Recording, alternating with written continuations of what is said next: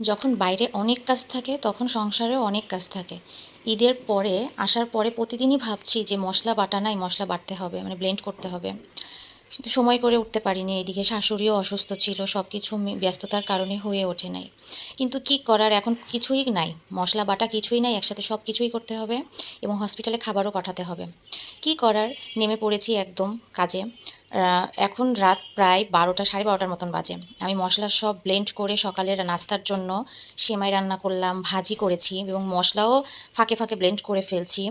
আদা আর রসুন 1 KG 1 KG করে ব্লেন্ড করে রাখবো, তাহলে বেশ কিছুদিন যাবে, আমার মশলা নিয়ে টেনশন করা লাগবে না। এদিকে আমার মশলা ব্লেন্ড করা সবটাই কমপ্লিট হয়ে গিয়েছে। সেমাইটাও আমার হয়ে গিয়েছে। এই যে 2 বাটি আমার রসুন বাটা আর 1 বাটি হলো আদা। আমার অনেক দিন যাবে, মশলা নিয়ে আমার কোনো টেনশনই করা লাগবে না। এবং সকালবেলায় হসপিটালে নাস্তা পাঠাবো, তার জন্য রুটি, ভাজি, সেমাই, ডিম, ফল কেটে দিয়েছি আমার জামাইয়ের কাছে। ও অফিসে যাওয়ার সময় দিয়ে যাবে।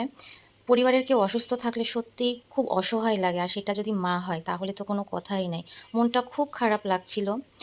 ওকে নাস্তা পাঠিয়ে দেওয়ার পরে দুপুরে রান্নার জন্য সব রেডি করে ফেলেছি।